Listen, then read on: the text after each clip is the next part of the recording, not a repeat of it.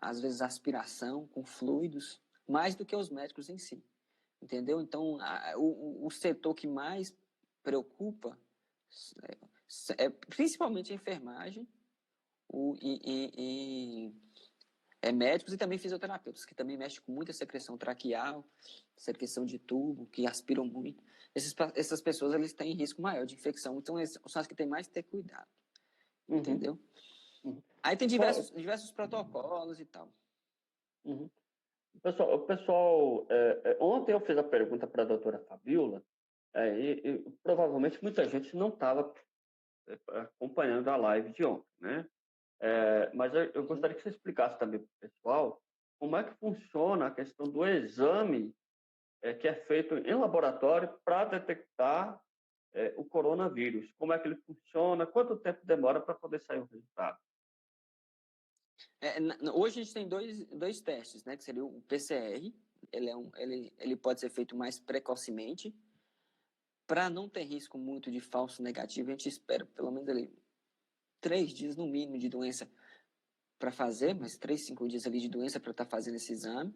É um exame bem desconfortável, porque é uma coleta de material da região nasal profunda e também da região oral, então região nasofaringe e orofaringe, então é um exame desconfortável mesmo. Mas que ele é chamado de PCR, ele é mais fidedigno hoje. Esse PCR, ele é aquele chamado teste rápido? Não, esse é o PCR. Esse PCR, ele teoricamente, ele não demoraria tanto receber o resultado, no máximo em 2 dias, teoricamente. Mas tá. os laboratórios estão tão abarrotados, eles não estão conseguindo liberar os resultados tão rapidamente, porque tem que ter todo um protocolo de avaliação dos testes. Então, não é só simplesmente chegar lá e falar que sim ou não, né? Coloca na maquininha, deu positivo, negativo, não. Tem um certo protocolo que eles têm que seguir, e são laboratórios específicos, não é qualquer laboratório que faz. Por exemplo, existe laboratório que faz em Brasília, mas eles muitas vezes mandam a coleta para Belo Horizonte em laboratórios credenciados.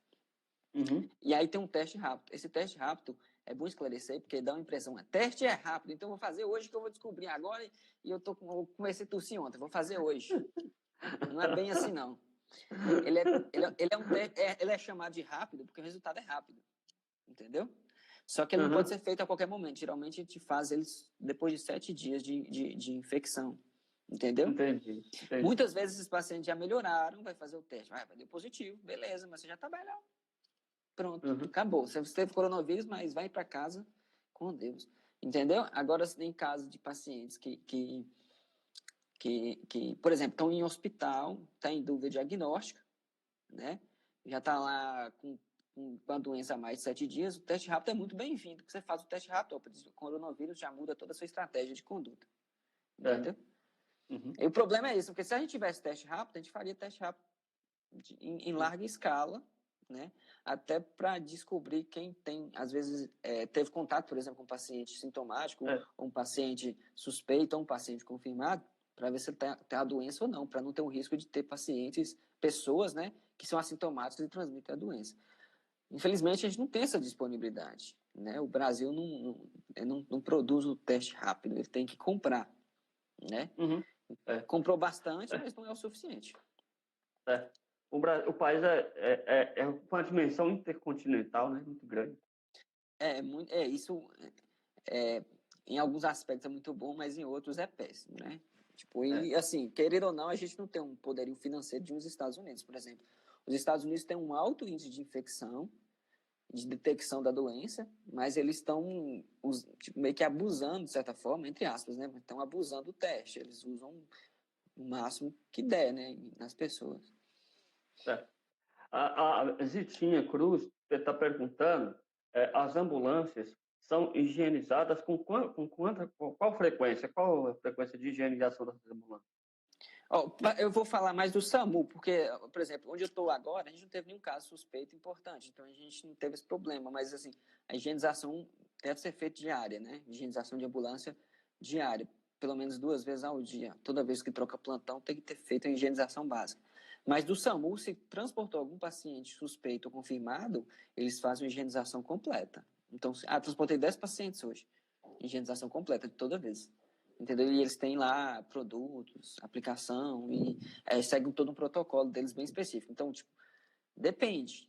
Se eu tiver um paciente com sintoma, o ideal é que seja feita higienização toda hora que acabou no momento que acabar de transportar esse paciente, eu tenho que fazer higienização, porque a gente sabe que o coronavírus pode sobreviver a horas, até dias, em alguns locais.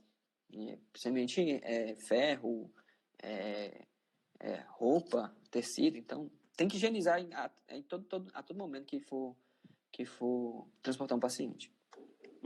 Entendi. A maioria das pessoas, às vezes, não tem esse conhecimento dessas coisas, às vezes ficam nessa curiosidade de saber. E tem muita gente que até, eu não sei como é que está por aí, na região, tudo, mas há pessoas que estão criando até um certo medo de ir ao hospital com medo de pegar a doença, né? Isso é verdade. Diminuiu sensivelmente a procura do serviço de saúde. Lógico que as pessoas estando mais isoladas, os problemas diminuem também. Por exemplo, a circulação de pessoas na rua, problemas de trânsito, acidentes, naturalmente eles vão diminuir, não é verdade? Mas as pessoas têm valorizado mais, por exemplo, uma criança começou com febre, mas só uma febrezinha. Eles têm valorizado mais tratar em casa do que levar no posto, no serviço de saúde de uma vez, entendeu? Então, realmente, diminuiu muito. A gente acha que diminuiu muito, pelo menos lá em Campo Azul, diminuiu sensivelmente a quantidade de pacientes que procuram um posto. Isso não é ruim. Eu ouvi uma profissional falando isso, né? Eu queria que ficasse assim o tempo todo, que caiu. Nossa, tanta gente. Antes de a gente tinha um resfriado e ia no hospital, no posto, né? Para poder consultar. Agora não, tá bem tranquilo. Quer dizer, há muita gente com medo. Isso é em qualquer lugar. Se você for em qualquer hospital, você vai perceber isso. Por exemplo, você passa aqui no Hospital de Brasília, você vai perceber que a entrada lá vai estar poucas pessoas. Você vai em Campo Azul, você não vai perceber fila de pessoas esperando lá fora para ser atendidas. Não. Isso por um lado, é bom, entendeu? O que a gente tem que ter cuidado, principalmente, é pacientes que, às vezes, eles necessitam de serviço de saúde. Pacientes com doenças crônicas, pacientes que precisam de acompanhamento, um paciente que precisa de um exame, muitas vezes, que o médico precisa ver, entendeu? Por isso que os serviços básicos de saúde não podem parar totalmente. Eles têm que se readequar, entendeu? Então, mas os serviços de urgência diminuíram mesmo. Tem casos de pessoas que tem, por exemplo, tem que fazer tratamento ou tem que fazer uma biópsia, alguma coisa assim, um teste para poder fazer a cirurgia. Então, esse pessoal, assim, inevitavelmente tem que procurar o posto de saúde ou hospital para poder ser acompanhado, né? Depende, cada um vai ter uma forma. Por exemplo, se pacientes oncológicos que às vezes não podem parar o tratamento, vai ter que continuar. Agora, por exemplo, em relação à biópsia, dificilmente você vai ter uma biópsia que tem necessidade de urgência imensa. Então, esses pacientes, geralmente, eles estão adiando um pouquinho também. Consultas eletivas que não tem problema esperar um pouquinho mais, estão esperando. Encaminhamentos, estão esperando. Alguns serviços não tem como parar, por exemplo, obstetrícia, não tem como. Gestante vai continuar evoluindo a gestação, então você tem que continuar. Entendeu? Mas, assim, o serviço tem que se adequar, cada serviço tem que se adequar a uma realidade. Por exemplo, a minha adequação à realidade não é a mesma que uma adequação de um médico da Santa Casa de Montes Claros, por exemplo. É totalmente diferente. Entendeu? Então, cada serviço se adequa. Entendi. É por isso interessante observar isso, que tem muita gente que também ainda não percebeu essa questão dessa necessidade, né? Tem muita gente que também está trocando muito a informação e às vezes não entende quando é que realmente precisa procurar um hospital. Tem gente até que realmente deveria procurar e não procura, e já tem outros que é o contrário, né? Então, assim, há uma dificuldade muito grande das pessoas. É uma fase de muita perturbação pública, né? Hoje, observe, hoje, para se ter noção o quanto essa doença tem mudado de forma geral o serviço de saúde, o CFM liberou uma plataforma em que você pode passar receita por via, por e-mail, por WhatsApp, então é uma consulta eletrônica, né, digamos assim. Então, hoje liberou uma plataforma, você pode fazer isso. Então, está autorizado a fazer isso. Uhum. Isso tudo para impedir que esse paciente tenha esse trânsito até o hospital ou serviço de saúde, para que ele não tenha essa necessidade. E melhorou bastante nesse sentido, sabe? Realmente, eu concordo com isso. Não pode, assim, não pode banalizar, achar que isso vai resolver todos os problemas, porque muitas vezes a gente precisa do contato de olhar e de ver. O médico precisa disso. Muitas vezes eu preciso pegar no paciente, eu preciso ter o tato ali para me saber o que é e qual a consequência de uma determinada doença. Mas, por exemplo, onde eu trabalho, eu conheço muito bem a população. Então, assim, por exemplo, tem muitos problemas de saúde que eu já tratei dessas pessoas várias vezes. Eu conheço a pessoa. Eu sei das comorbidades, eu sei dos remédios que ela toma, eu sei do que ela gosta, do que ela não gosta. Então, tipo, isso facilita para mim nesse sentido. Ajuda muito eu deliberar medicações de forma consciente e que não é errado, é certo. Hoje tá. Tanto é que o CFM hoje falou que não, pode fazer isso. Deixa eu te perguntar, a nível de visão histórica, né? Nós estamos vivendo agora uma fase única, né? Uma fase diferenciada da história. Estamos passando por um processo da pandemia do coronavírus. Mas a gente sabe que não é a primeira vez que acontece algo do tipo. Sim. Nós já tivemos, na Idade Média, por exemplo, a chamada peste negra. Já tivemos também a gripe espanhola. Então, assim... O H1N1, que há cerca de 11 anos atrás também tivemos. Então, em vista dessas outras epidemias e pandemias que já aconteceram, essa pandemia de agora, ela tem alguma particularidade ou as outras também foram tão fortes ou até piores do que essa? Como é que você... na minha avaliação, assim, vendo o contexto histórico, essa doença parece ser pior pelos desfechos, mas o que é o grande agravante da doença é porque a gente está muito globalizado. Entendeu? Por exemplo, na época da gripe espanhola, nossos pais, por exemplo, se fosse hoje, né? Nossos pais, nem nossos avós, no caso, né? Certo. Eles nem ouviram falar sobre isso. Entendeu? Porque quando que uma pessoa ia receber alguém em casa de fora que não fosse daquele convívio, entendeu? Era uma população eminentemente rural, em grande parte, entendeu? População que tinha muito pouco contato com outras pessoas. Os deslocamentos eram muito menores. Isso, o H1N1, que já foi um quadro similar, digamos assim, porque também é uma doença que tem a capacidade de causar pneumonia, que tem uma transmissão também via respiratória, ela não foi tão importante, porque eu acho que há 11 anos atrás, o nível de globalização que a gente tem hoje não é o mesmo, entendeu? Então, assim, mudou muito, entendeu? Nesses últimos anos. Então, eu acho que o problema maior é a forma como estão as relações sociais hoje em dia, entendeu? Isso é o principal agravante. Não tem como, sabe? Hoje existe um deslocamento constante de pessoas para todos os lugares. Todos os lugares. Aviões nunca foram tão cheios, aeroportos nunca foram tão cheios, entendeu? Então, a transmissão de uma doença que é respiratória fica muito facilitada nesse contexto. Você acredita que depois dessa pandemia, acredita que vai haver uma mudança de comportamento das pessoas no que diz respeito à questão da saúde? Com certeza. Isso já é observado e vai existir, porque, por exemplo, o simples ato de lavar as mãos já vai mudar, entendeu? As pessoas já vão ter uma consciência maior de que lavar a mão é importante, entendeu?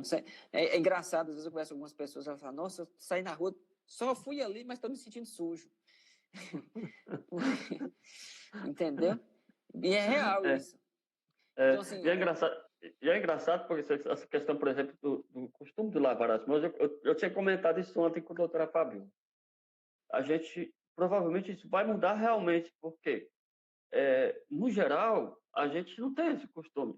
A gente vai comer, a gente pega o prato lá sem lavar a mão, já põe a comida e já come de qualquer jeito. Então, acho que já vai mudar um pouco essa coisa. É uma cultura nova que, infelizmente, está sendo imposta, mas que ela é muito importante e necessária. Só para você ter uma ideia histórica, a partir do momento que na medicina começou-se a lavar as mãos antes de fazer cirurgia, a quantidade de morte pós-cirurgia já diminuiu bastante, entendeu? Depois que começou a usar a luva, diminuiu ainda mais. Então, assim, a gente vê historicamente que cuidados de higiene, seja ele saneamento e cuidados básicos individuais, eles foram essenciais para o desenvolvimento das pessoas, entendeu? Para a evolução das pessoas mesmo, para elas não terem doença. Então, a higiene é um fator evolutivo importante. Quanto mais higiene, né, sem neuro, né, quanto mais higiene, melhor. Tanto que, não sei se você... É uma curiosidade, abrindo parênteses aqui na coisa. Tanto que, por exemplo, até nós padres, na missa que a gente celebra, a gente tem um gesto ritual que é de lavar a mão. A gente lava as mãos, inclusive a gente faz uma oração, né? Que a gente fala, lavai-me, Senhor, das minhas faltas, purificai-me dos meus pecados, e lava a mão.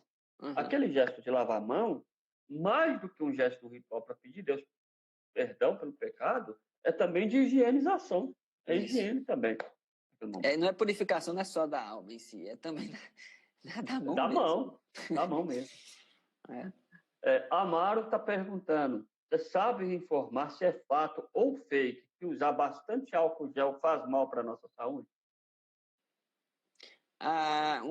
Os efeitos do álcool gel serão mais locais em si, sabe? Algumas pessoas podem, por se usar muito álcool em gel, pode ter descamação local, porque a pele ela pode ficar mais seca. Mas, assim, efeito sistêmico, pouco provável. Não existe isso, não. É mais fake do que verdade. Mas, assim, eu costumo falar com as pessoas assim, por que você tá tão necessário... Porque é tão necessário o álcool gel se você tem sabão em casa. Entendeu? As pessoas colocam uma importância tão grande no álcool gel quando esquece o sabão que está lá do lado delas e que não está faltando no mercado. E tem gente que fica com aquela preocupação, aquela neura, né? Acabou o álcool gel, agora pronto, eu vou pegar a doença. Tendo que ter o sabão, tem o sabonete, você pode fazer a higienização com o próprio Sem sabão. falar, se você está em casa, você não está entrando ninguém em sua casa. Você está em casa, no seu ambiente, você não precisa ter esse cuidado, tipo, doido, não, assim, de tem que passar álcool gel aqui toda hora, meu Deus do céu. Não existe isso, né? Você está em casa. Você vai continuar lavando as mãos para os seus cuidados de higiene básicos, mas não precisa ficar com essa loucura ou com o mesmo medo que você tem quando você está na rua ou exposto. Certo. Então, no caso, seria só se houvesse o contato com alguém externo ou o contato com algum outro local. Aí sim deveria se usar um álcool em gel. E o álcool em gel deve ser usado principalmente quando não há possibilidade de lavar as mãos com sabão. Exato. O água e sabão, pelo fato de ter a fricção das mãos, de ter uma ação mecânica em si, até maior do que o álcool em gel, porque o álcool em gel você joga, passou uma vez, acha que tá bom. O sabão não, você esfrega muito mais, e ele pode até, de certa forma, ser até mais eficaz em si do que o próprio álcool em gel. Entendeu? Mas, assim, a pergunta dele foi se isso fazia mal à saúde. A princípio, não. Se você não tem nenhuma contraindicação, porque tem pessoas que têm de alergias em mãos, problemas dermatológicos que podem... que usar álcool gel não é tão bom. Mas, do contrário, não tem essa restrição preocupação de que isso vai fazer mal à minha saúde. Também não vai ficar cheirando álcool, né? Nem tomando álcool. Mas passar nas mãos não tem problema, não. Tá certo. É interessante porque tem muita gente que cria... nesse período agora, começa a surgir muita coisa, muita ideia, muita notícia, muita coisa que acaba surgindo do nada. Então, as notícias, assim, às vezes, sem pé nem cabeça. Exato. Igual eu te falei, e isso eu tenho percebido muito, assim. Até veículos de informação que têm uma boa credibilidade, às vezes falam coisas que não dá para acreditar, entendeu? Não sei porque eu também, o fato de a gente médico, porque às vezes vive no meio científico, a gente sabe mais garimpar esse tipo de informação, entendeu? Mas é impressionante como existem tantas mentiras que, igual a gente falou, né? Existem mentiras hoje que vão continuar sendo mentiras lá na frente. Existem mentiras que serão verdades serão mentiras. Então, é impressionante. O volume de informação. Então, para todos os efeitos, qual a melhor fonte de conhecimento e informação para as pessoas nesse período agora? Isso aí também é uma pergunta boa, sabe? Porque é o seguinte, qual tipo de informação você busca, entendeu? Você está buscando qual tipo de informação? Informação de higiene, isso aí já está amplamente difundido. Acho que não precisa ensinar ninguém mais sobre isso, sabe? Todas as pessoas sabem. Informação sobre mortalidade, isso aí você acha na primeira página do Google. Agora, informações sobre quais medicações usar, a princípio nenhuma, porque não existe nenhum protocolo específico para tratamento. O tempo vai cair, eu vou voltar de novo.